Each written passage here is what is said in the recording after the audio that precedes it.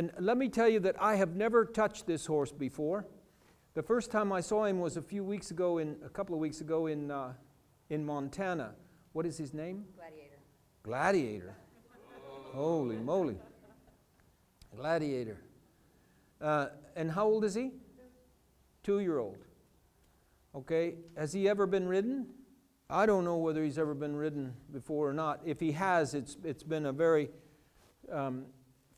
small number of times. Gladiator. I bought a group of horses up there, so he actually belongs to me, but he actually belongs to me for the Willing Partners program, or to become a super gentle horse. I'm going to unclip this, and I'm going to use my eyes, my shoulders.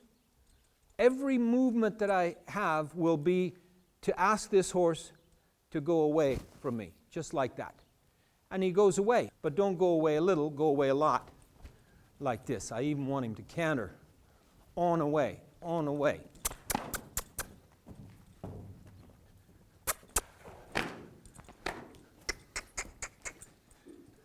This is all a communication process. I'm eyes on eyes, shoulders square, all motions square, and traveling so that I open him up. Open up the opportunity for him to move forward. Now I'm ready to turn him and put him back in the original direction he traveled. Now I'm ready for join up, but I'm going to send him again, speed it up. Then I'm going to take him back down. There's the head coming down. I'm going to take him back down now and let him move along slowly.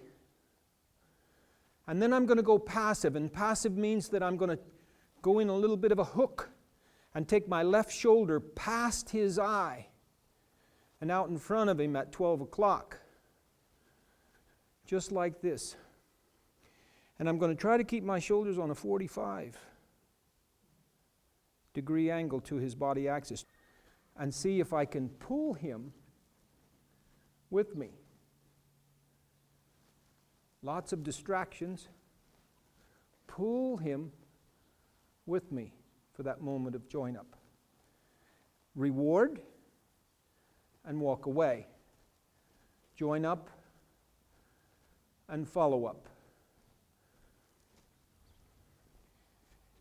And when people saw this, and they'd been working in the difficult way all their lives, they said, "This can't be, man. That guy's possessed by the devil." Equipment. Now I'm going to put that saddle on if I can.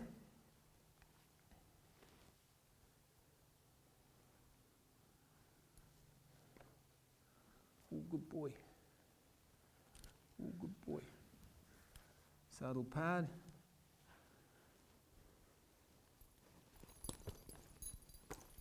Oh, that's scary. But you can see that the trust is there, and he's working on allowing these things to happen, even though it's against all of his DNA. It's against every instinct that he has.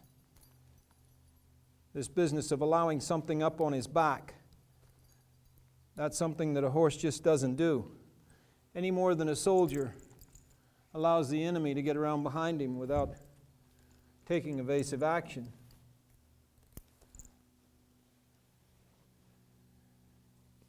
The lion, tiger, big cat, they go right up on the back. And horses learn how to buck them off. That's what bucking is all about, is to get the big cat off the back. Kicking is about the dog down here in the flank. And you don't run away from them when they bite you in the flank. You kick them. You cave into them and kick them. Then you can run away. But if you run away without kicking them first, you're very apt to tear your guts out. That's all been programmed in through 50 million years of survival of the fittest.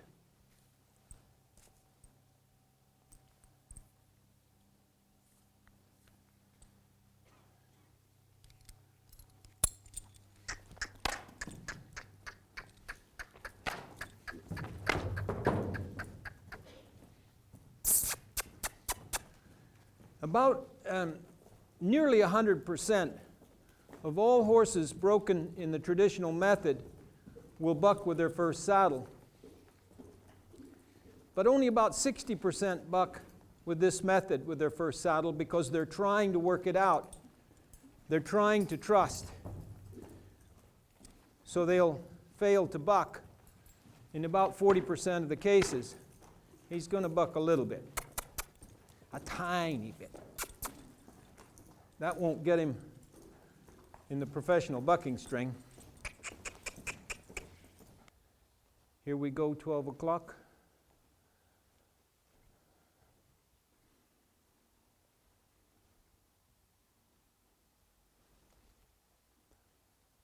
I'm going to draw him back to me. Watch this. Draw him back. Good boy. We have to be fair about it and judge horses in their genre, in their world, not simply saying they're stupid because they can't figure out how to act like a primate. The primate has been the model for intelligence since the beginning of time. The gorilla and the chimpanzee and the human being. But that doesn't necessarily mean that they are the most intelligent. It just means that they have a complicated mind that acts in a certain way.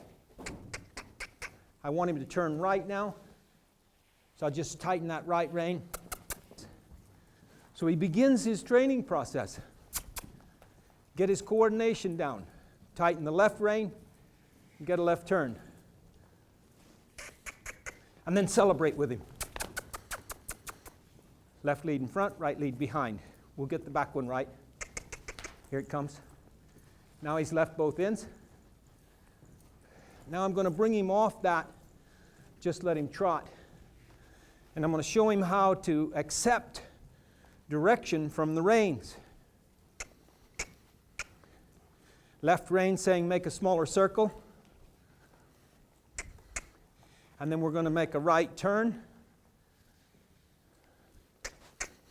Right rein saying make a smaller circle. Rooting, trying to get freedom from it. Consequences are that it gets tighter and I pull harder. When he gets it right, he comes off of it, I'll yield to him. So he learns how to find the path of least resistance, not of most resistance, like that. Then I'd like him to stop and face away from me and just relax.